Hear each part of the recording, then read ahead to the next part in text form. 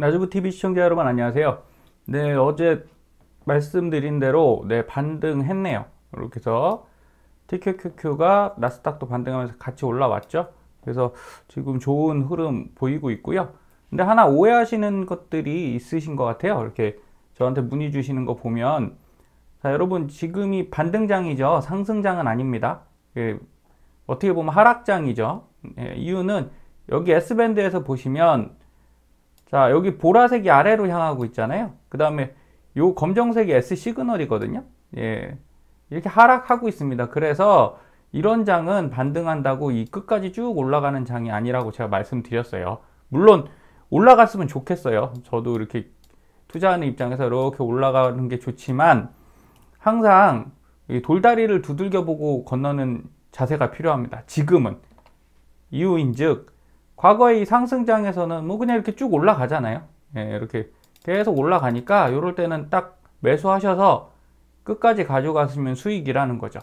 그런데 과거 하락장 볼까요? 네, 과거 하락 이런 거. 이런데 지금 내려오잖아요. 내려오고 있기 때문에 이런 반등은 언제나 있었다는 거죠. 이 정도 반등.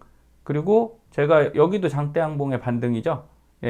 이렇게 해서 쫙 올라가는 그림을 원하는 거죠, 우리는.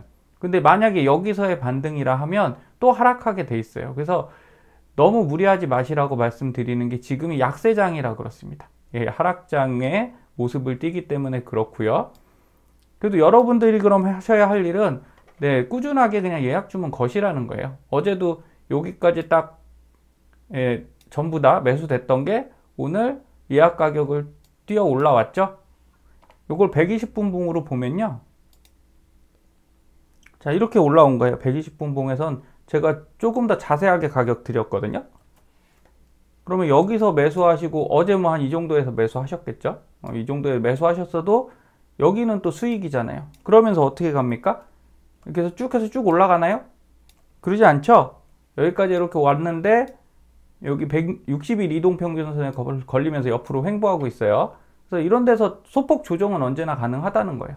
그리고 120분 봉 S 밴드에 의하면 여기 이제 한 56달러 라인이죠. 55에서 56 사이, 57 여기에 또 이렇게 변곡점이 있어요. 그러면 여기 올라갔다가 내려가실 수도 있으니 또 못 사신 분들은 이때 사시면 되고, 그래서 제가 말씀드리는 것 중에 핵심이 이겁니다. 여기서 사신 것들은 여기까지 오면 수익 꽤 괜찮지 않나요? 네, 그래서 여기서 만약에 뭐 50주, 100주 사셨다면 이때 수익 실현하세요. 수익 실현하셔서 떨어지면 또 사십시오. 오르면 어떡합니까? 여러분 차트 보시면 절대 계속 오른 적 별로 없어요. 여기 상승장에서도 상승장 걸 보여드릴게요. 자, 이쪽은 상승장이겠죠? 여기 120분 봉 차트라 너무 많은 그 데이터가 나오진 않습니다. 그건 좀 이해해 주시고. 자, 이렇게 상승장에서도 어차피 여기 가면 요만큼 내려오잖아요. 그죠? 이렇게 올라가서 이렇게 내려갑니다. 분명히 8월, 9월 요때는 상승장 부근이었는데도 이렇게 120분 봉으로 보면 이렇게 조정이 발생해요. 이 밑으로 내려왔다가 다시 이렇게 쭉 올라간단 말이에요. 그러니까 여러분들이 일봉으로 봤을 때가 계속 상승이지 120분 봉으로 봤으면 오르락 내리락 합니다. 그래서 장기 투자 하시는 건 저는 권장하지만 약세장에서는 조심하셔야 된다. 이렇게 보셔야 되고요. 자, SOXL도 한번 보면 이렇게 되어 있어요. 120분 봉에서 바닥 찍고 이렇게 올라갔죠. SOXL은 여기 위쪽에 분홍색 2파라인, 1파라인, 빨간색 2파라인에 더 근접했죠. 그럼 44 정도 가면 부딪혀서 내려올 수 있어요.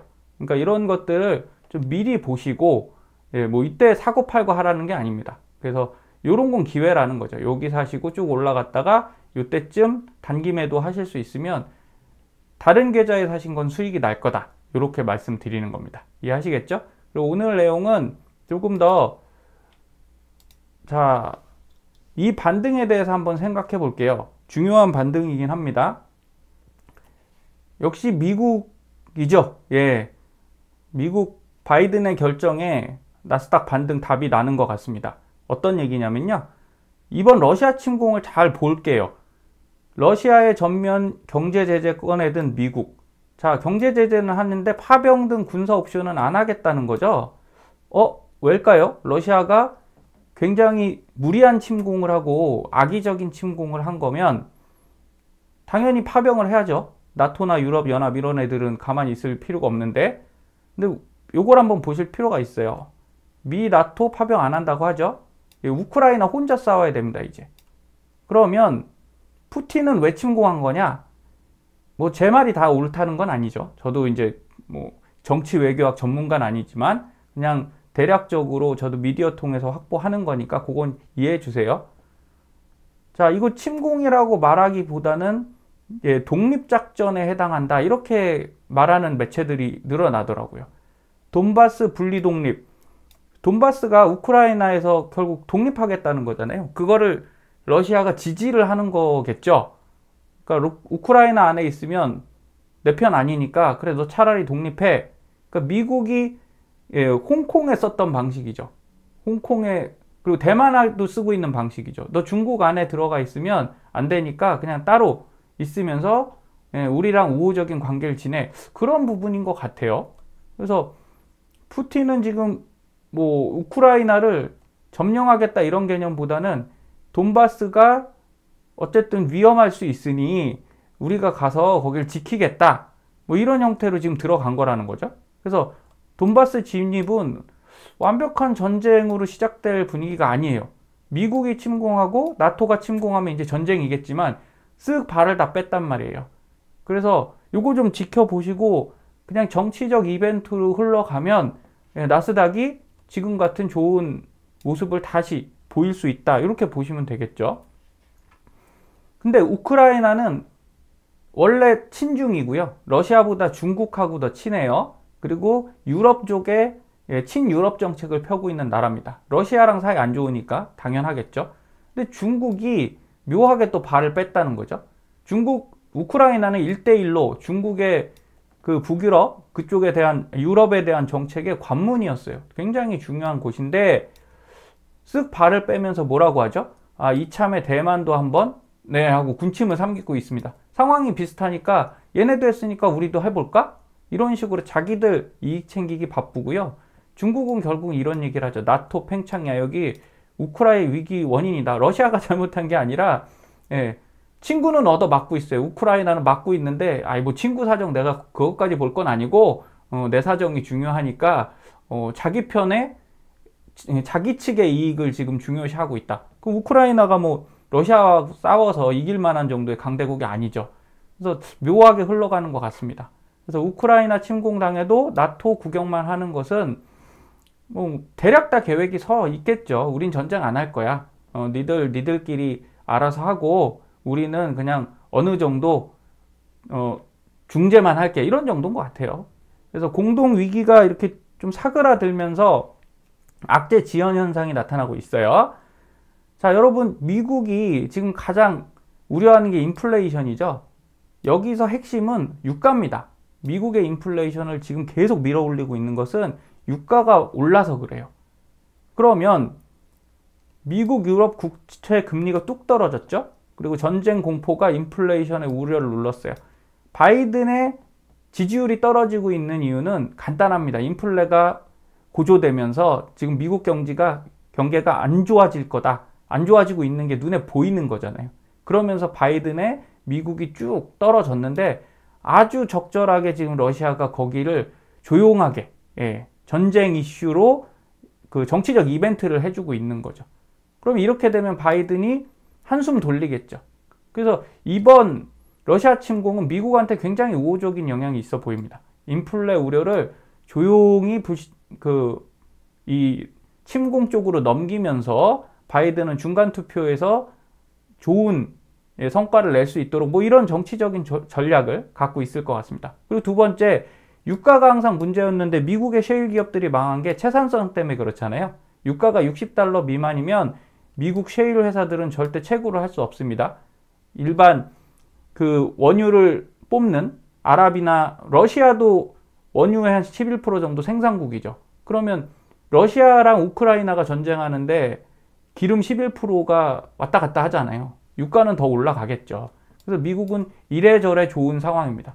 그러면서 그동안 채산성 때문에 발목 잡혀 있던 셰일 가스들이 움직이기 시작하면 미국의 인플레는 좀 줄어들겠죠.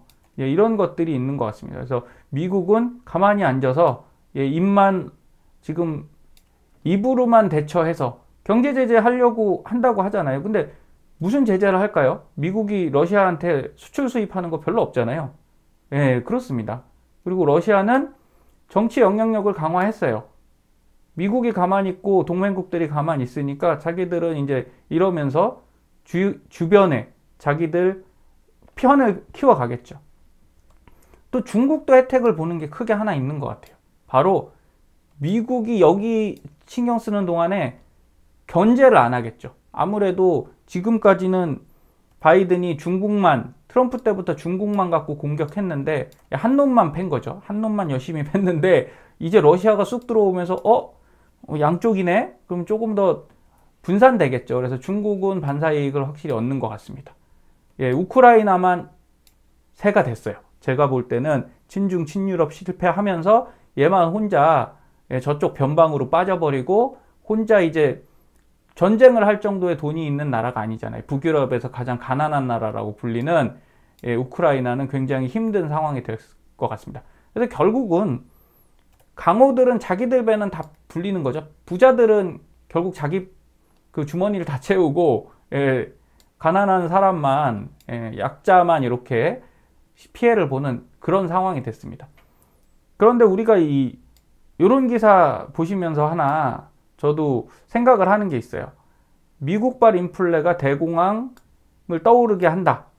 자, 같은 상황은 아닙니다. 그래도 한 번은 생각해 볼 필요가 있어서 제가 말씀드릴게요. 대공황의 원인을 한번 보실게요. 결국 이거였습니다. 이 공장이 너무 한동안 경기가 호황을 이뤘어요. 계속 1929년에 대공황이 왔는데 그전에는 경기 호황이었습니다. 1차 세계대전 이후로 미국은 굉장히 강대국이 됐고요. 그러니까 남는 거예요. 사람은 줄었죠. 1차 세계대전 하면서 사람이 많이 줄었잖아요. 전사자도 많고. 줄었는데 물건은 너무 많이 만들어냈고 부채도 늘어났고. 그래서 공장을 이제 안 팔리니까 폐쇄를 했죠. 그럼 실업자가 증가해서 결국 소비 감소. 그러면 돈이 없으니까 어떻게 됩니까? 네, 은행에 있는 돈들을 빼서 쓰기 시작한 거예요. 그럼 현대은행 그 시스템의 구조를 보면 지급준비율이라고 있죠. BIS 비율. 여러분 BIS 비율이 70% 80%가 아닙니다. 한마디로 전체 예금자가 전부 다 돈을 빼주세요 그러면 은행은 지급 불가예요. 한 10% 정도만 갖고 있잖아요. 결국 10%만 와서 빼가야 되고 나머지 90%는 돈을 갖고 있어야 된다는 거죠. 근데 이런 경기 침체가 오면 전부 다 돈을 뺄 거니까 이게 위기예요. 이게 가장 큰 위기고, 그래서 대공황의 원인을 뭐 이렇게 정도 보시고, 그 당시에 연준은 달러 가치가 떨어지는 것 때문에 어쩔 수 없이 긴축을 했어요. 그러면서 금리를 확 인상시켜 버리니까 경기도 다운됐는데 금리까지 올라 버리니 어떻게 되죠? 중간에 금융이나 경제가 다 마비가 된 거죠. 이걸 해결하는 게 그 뉴딜 정책인데, 근데 사실 해결을 못했어요. 한 3년 동안 이렇게 아이젠하워 대통령이었을 거예요. 뭐 요건 제가 정확하게 기억이 안 나니까 한번 참고해 주십시오. 이거를 딱 발표하고 뉴딜 정책을 했는데 문제는 이게 완전히 해결이 안 됐다는 거죠. 그걸 해결해 준 게 사실은 뭐냐면, 여기 보시면 41년에 일본이 진주만 공습을 하면서 미국이 전쟁에 뛰어듭니다. 2차 세계대전 때 1939년에 시작됐거든요. 유럽은 다 막 전쟁하고 난리인데 미국은 안 했어요. 그 2차 세계대전의 군수품을 미국이 다 대면서 돈을 엄청 벌었죠. 그러다가 41년에 진주만 공습이 되면서 이때 전쟁에 뛰어들면 실업자 없어지겠죠. 왜? 다 군인이니까요. 남자들은 군인, 그 다음에 여성분들은 뭐합니까? 여자들은 군수품 공장을 열어서 다시 이 생산을 하기 시작하는 거죠. 이래서 해결했단 말이에요.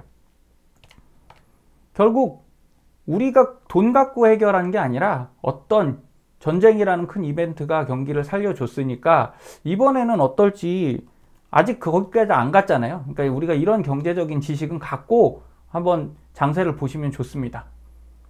어쨌든 인플레가, 과거엔 인플레가 없었죠. 한 20년 동안은 이 금융정책만 갖고도 충분히 인플레를 저지해 왔습니다. 예, 경기 안 좋아지면 예, 금리 인하해서 다시 올리고, 경기 좋아지면 금리를 다시 내려서 예, 경제를 다시 살리고, 이런 구조로 움직였는데 지금 부채가 너무 많아진 거죠. 코로나 때문에 너무 어마어마한 부채, 그럼 그동안 쌓아왔던 부채들이 이제 좀 발목을 잡고 있어요. 그래서 연준 금리 인상 계획은 상당히 복잡해졌습니다. 인플레도 문제고 여기에 우크라이나 사태까지 더해져서 아마 제롬 파월 연준 의장 머리 아프시겠죠? 예, 지금 고민 많이 하고 계실 겁니다.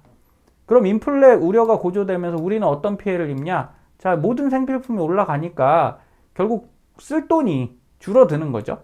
예, 지금 투자하기도 너무 투자에 많이 해놔갖고 그게 또 하락했잖아요. 그러면 현금화하기도 힘든데 내가 쓸 돈이 줄어든다. 그러면 소비가 계속 줄어드는 상황이 오는 겁니다. 러시아, 우크라이나 지정학 리스크는요, 단기 회복 가능할 것 같아요. 근데 장기적으로 우리는 인플레이션 문제를 해결하지 못했어요. 그리고 이거는 쉽게 해결은 안 됩니다. 그래서 여러분들께, 시청자 여러분들께 제가 드리고 싶은 얘기 중에 가장 큰 얘기가 뭐냐면요. 자, 인플레에서도 자, 미국 빅테크 기업이 우량한 거 맞아요. 그런데 돈이 많은 거랑 소비가 늘어나는 거는 다른 문제거든요. 예, 애플도 아이폰이 안 팔리면 힘들 수밖에 없습니다. 그리고 최근에 뭐 엔비디아도 우리가 컴퓨터를 덜 사면 당연히 이거 매출은 떨어질 수밖에 없죠. 메타버스도요. 경기가 잘 돌아갈 때 정말 새로운 세상으로 가는 거지, 만약에 이런 불황기가 찾아오면 빅테크 기업도 망하진 않죠. 하지만 주가를 부양하기는 쉽지 않을 수 있어요. 그래서 양쪽의 방향에 다 대안을 갖고 하셨으면 좋겠다. 이런 말씀 드립니다. 그럼 인플레 시의 대안은 어떤 거냐? 확실하게 탄소 배출권은 맞을 것 같아요. 이제 탄소 배출권이 성립이 됐기 때문에 그 친환경 에너지를 써야 되지 않습니까? 이거는 그냥 경기가 좋고 나쁘고의 문제가 아니에요. 어쩔 수 없는 흐름입니다. 그래서 탄소 배출권 ETF를 좀 계속 주시하셨으면 좋겠고요. 그리고 원유보다 귀해질 그린 금속, 최근에 히토류 관련된 ETF가 국내에서도 나왔죠.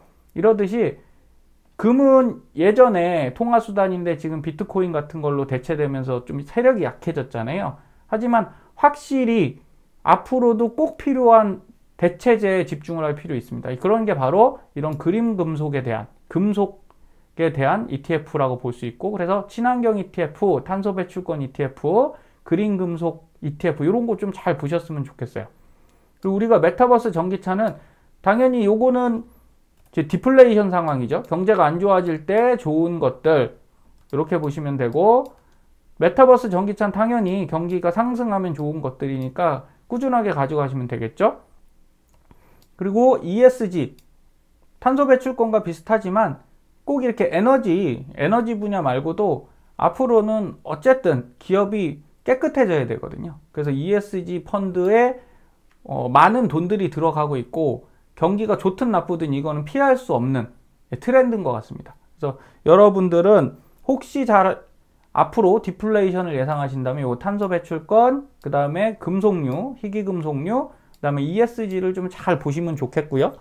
그 다음에 상승하실 때는 이 메타버스 전기차, 이런 건 TQQQ가 아주 강하잖아요. 예, 꾸준히 모아가시면 될 것 같습니다.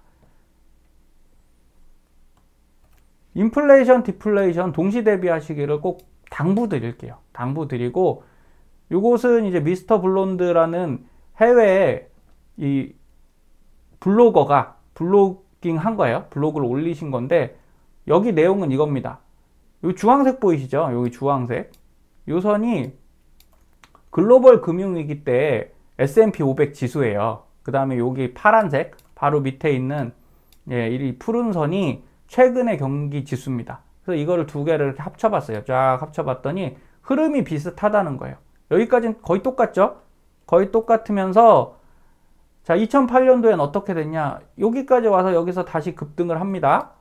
그리고 나서 내려갔어요. 그런 다음에 다시 반등을 했다는 거죠. 그래서 요 구간을 올 수도 있다라고 얘기를 한 거예요. 하지만 뭐 모르죠. 알 수 없습니다. 그래서 이게 그 해외에서는 조금 회자가 많이 됐습니다. 근데 여러분, 이런 말씀 드리는 건 하락합니다라고 말씀드리는 게 절대 아니에요. 오히려 이런 걸 많이 말씀드려야 투자자분들이 어떤 생각을 하시냐면, 아, 떨어질 수도 있으니까 덜 이제 위험하게 투자하실 거잖아요.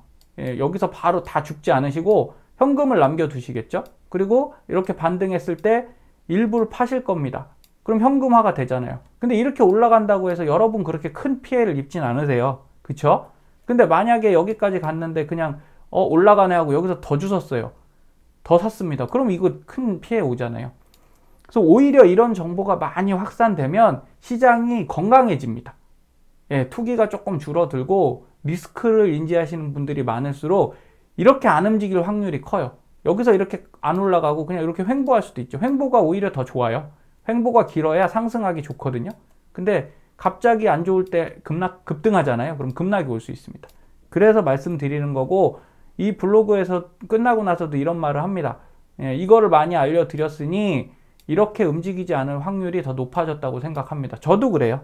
그래서 여러분들께 그 차트를 갖고 왔습니다. S&P 500 2008년도 차트는 근데 주봉으로 보니까 조금 다르더라고요. 왜냐하면 여기서 말하는 게 이거거든요. 이렇게 올랐다 내렸다 다시 쫙 상승했는데, 작아서 좀 안 보이시겠지만 여기에 아랫골이 길게 달린 양봉이 이렇게 쫙 올라가요. 그런 다음에 확 떨어졌다는 거죠. 그래서 저희가 S밴드를 쓰니까 여기 보면 14 하늘 라인, 24 파란 라인에 닿고 또 이렇게 올라가거든요. 그럼 여기도 이렇다는 거죠. 여기서 이렇게 뭐 상승했다가, 그죠? 지금 다시 내려왔는데 여기 아랫골이 길게 단 양봉으로 지금 올렸죠. 그러니까 살짝 올라갔다 내려갈 수 있다, 이런 주장이신 거고요. 근데 뭐 저는 가능성도 있지만 위치가 좀 달라요. 여기는 어떻습니까? 여기 위치는 여기 14 하늘 라인에 닿았죠.